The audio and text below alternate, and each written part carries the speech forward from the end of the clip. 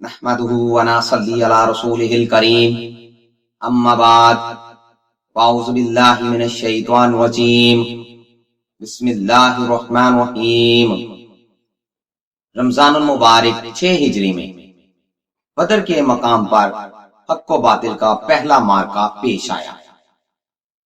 بدر مدینہ منورہ سے 80 میل کے فاصلے پر واقع ایک گاؤں کا نام ہے، جہاں ایک کنویں کے نام بدر سے اس گاؤں کا نام بدر مشہور ہوا۔ غزوہ بدر میں لشکر اسلام کی تعداد 313 تھی، جن کے پاس 70 اونٹ اور 3 گھوڑے تھے، جبکہ کفار کی تعداد 1000 کے قریب تھی اور ان کے پاس جنگی ساز و سامان بھی وافر موجود تھا۔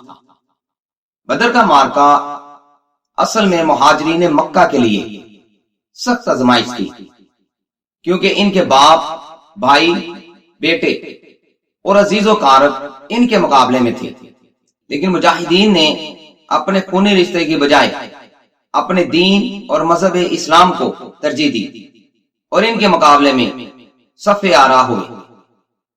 غزوہ بدر کا آغاز اس وقت کے جنگی قواعد و ضوابط کے مطابق پہلا فردن ہوا۔ میدان جنگ میں کفار کی جانب سے عتبہ بن ربیعہ اپنے بھائی شیبہ اور بیٹے ولید کے ساتھ میدان جنگ میں اترا۔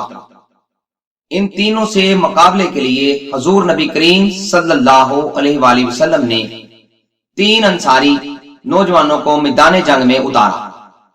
عتبہ نے جب ان انصاریوں کو دیکھا تو اس نے للکار کر حضور نبی کریم صلی اللہ علیہ وآلہ وسلم سے کہا، آپ صلی اللہ علیہ وآلہ وسلم ہمارے مقابلے میں ہمارے چچا زاد بھائیوں کو میدان جنگ میں بھیجیں، جس پر حضور نبی کریم صلی اللہ علیہ وآلہ وسلم نے تینوں انصاری نوجوانوں کو واپس بلا لیا اور حضرت سیدنا امیر حمزہ، حضرت سیدنا علی المرتضی رضی اللہ عنہ اور حضرت عبیدہ بن حارث رضی اللہ عنہ کو میدان جنگ میں بھیجا۔ حضرت عبیدہ بن حارث رضی اللہ عنہ اس وقت ضعیف تھے اور ان کی عمر اس وقت قریباً 80 سال تھی، لیکن آپ رضی اللہ عنہ جذبہ جہاد سے سرشار تھے۔ حضرت عبیدہ بن حارث رضی اللہ عنہ کا مقابلہ عتبہ سے ہوا، حضرت سیدنا علی المرتضی رضی اللہ عنہ کا مقابلہ ولید سے ہوا اور حضرت سیدنا امیر حمزہ رضی اللہ عنہ کا مقابلہ شیبہ سے ہوا۔ حضرت سیدنا امیر حمزہ رضی اللہ عنہ اور حضرت سیدنا علی المرتضی رضی اللہ عنہ نے ایک ہی وار میں اپنے مد مقابل کی گردنیں اڑا دی۔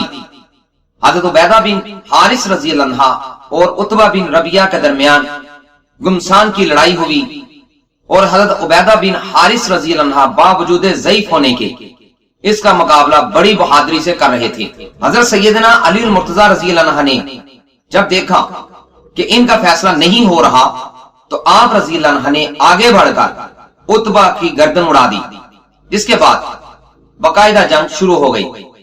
اللہ تعالیٰ نے غزوہ بدر میں لشکر اسلام کی مدد فرمائی اور لشکر اسلام نے کفار کے لشکر کو شکست و فاش سے دوچار کیا۔ حضور نبی کریم صلی اللہ علیہ وآلہ وسلم نے جنگ کے اختتام پر کفار کی لاشوں کے پاس کھڑے ہو کر ان کو ایک ایک کر کے پکارنا شروع کیا اور فرمایا، کیا تم نے اپنے رب کا وعدہ سچا نہیں پایا؟ ہم نے تو اپنے رب کے وعدہ کو بالکل ٹھیک اور سچا پایا ہے۔